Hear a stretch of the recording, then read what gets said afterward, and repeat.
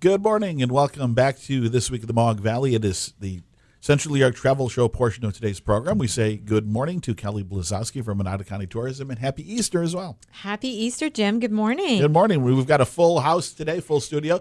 We do. Discussing Maple Weekend. Yeah, what an appropriate day, Easter morning, spring, and something sweet to talk about. So we have Keith Schiebel with us this morning, and he is Program Director of FFA at Vernon-Verona-Sherrill High School. So welcome. Very good. Good morning. Yeah, happy to have you here, and you've brought several of your students along. Yep. Today we have three of my students here, and I'll let them introduce themselves. Yeah, please do. Good morning. I'm Jonathan Perry. Good morning. I'm Shayla Peters. Good morning. Christina Frank. Good morning. Thank you all for joining us and going above and beyond your school duties with FFA to be here on the radio show with us. And this is your second weekend in the Maple Weekends for the I Love New York Maple Weekends for this year. This year they were separated by Easter weekend. So you've got another weekend coming up on April 2nd and 3rd. That's right. It's the first time in the history of our the New York Maple Weekend dates that Easter is separated the two weekends. But the next weekend for sure. Yeah, absolutely. It's made it a bit of a challenge with it being split on the marketing side of everything, but I think you guys have gotten a little bit more marketing because of it, so that's good. Well, and also it's actually having the extra week in preparing. Preparation. We have a pretty big and special day at ours, and the first weekend we had about 800 visitors, and now that's great. Now resetting and retooling a little bit and getting ready for the second weekend. The extra weekend here has been very helpful. So maybe it's a good strategy. Well, so tell us all about it. It's 20-some years this focus on maple has been happening on a statewide level. Right. Well, we started our maple production at VVS in 1992, so we've been making syrup at school for about 24 years. And I think it was our second year in, we threw in a pancake breakfast, very small scale. And then when the state association came on board, it really helped us explode and refocus on the two weekends as promoted as Maple Weekends. So really, VVS then was the pioneer for all of this. Yeah, I know that Western New York had started too, and then grew it into really the statewide event it is, and it's really kind of captured the public's interest. Yes. As an agriculture crop, it's really the first one of the season, new season being produced, and it's just worked out very well as our school program. Yeah, wonderful program for the school. So how are the students involved? I mean, I guess maybe one of them can tell us what you do to help operate this program and particularly to help produce the Maple Weekends events. Well, during Maple Weekend, I work in the sales part of it. So during the time of Maple Weekend, the public can come in and purchase our maple products that we have from varies of syrup and creams and mustards.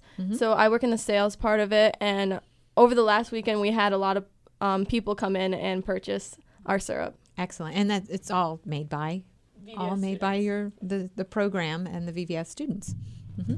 During the Maple Weekends, I am down in the sap house and doing tours and explaining the whole maple process to people, and people really enjoy going out on those tours. It might be a little cold because they're outside, but it's definitely a good learning experience for everyone, and the kids really enjoy it too. Absolutely. So you actually take them down and show them where the trees, how they're tapped. And yeah, we take them right out into the woods. We show them the vacuum system. We bring them back to the sap house and show them the new evaporator that we have.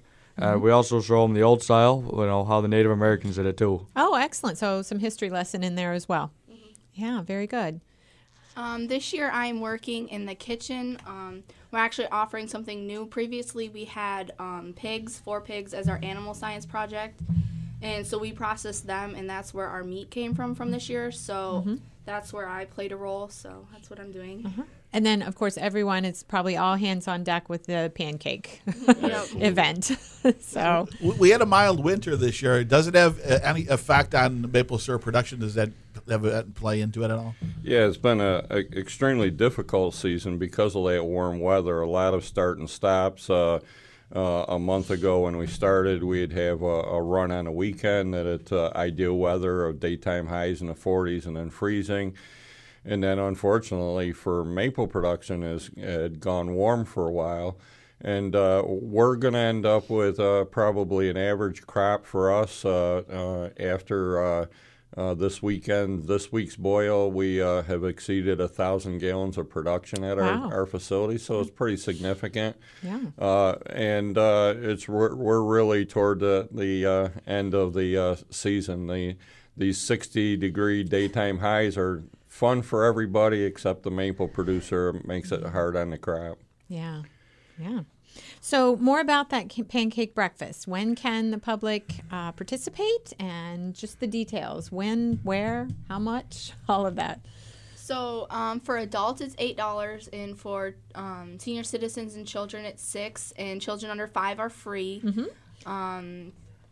The pancake breakfast starts at 7:30 and it goes until 12, and then we have tours all day until 3. And that's both days, April 2nd and April 3rd. Yes. Okay. And on April 3rd, we also have our annual tree tapping ceremony, where at 11 o'clock we will have the State of Commissioner of Ag and Markets attend, and they will tap trees with our maple royalty and other local and state legislators. Mm-hmm. Very good. And there's also the hayride is still involved? Right. The wagon rides down to the sap house from 9 to 3 o'clock. And we didn't really promote this last weekend, the first one. We actually had a team of horses there giving some rides too. And we don't promote that too hard because that team gets a little tired after a while. And I know Jonathan, working the sap house, we probably had 300 to 400 people through as a tour. So it's a real nice addition for family oriented, and that's free to anybody that comes out to the pancake breakfast. Excellent, excellent. So, so it's not just a spring season. I mean, you guys are preparation, working on that sap house, year round, and things like the school is working on investments in it. You mentioned you had a new piece of equipment there.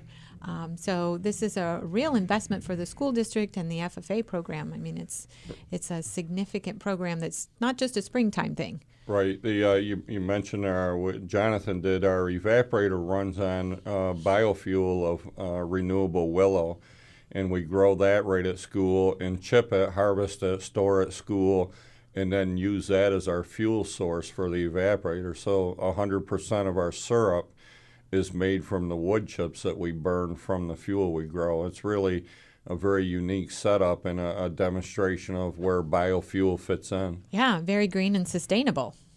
Mm-hmm. And also with our FFA, we take our maple trailer for educational purposes down to New York City and other local places too. So in the mid-April, we are taking the maple trailer down to the Bronx and Manhattan and teaching the inner city schools about our maple and educating them on how to produce it and what process the sap goes through to turn into syrup. Oh, that's a wonderful educational process for those young people that may not get out into a farm or be able to learn about this experience firsthand.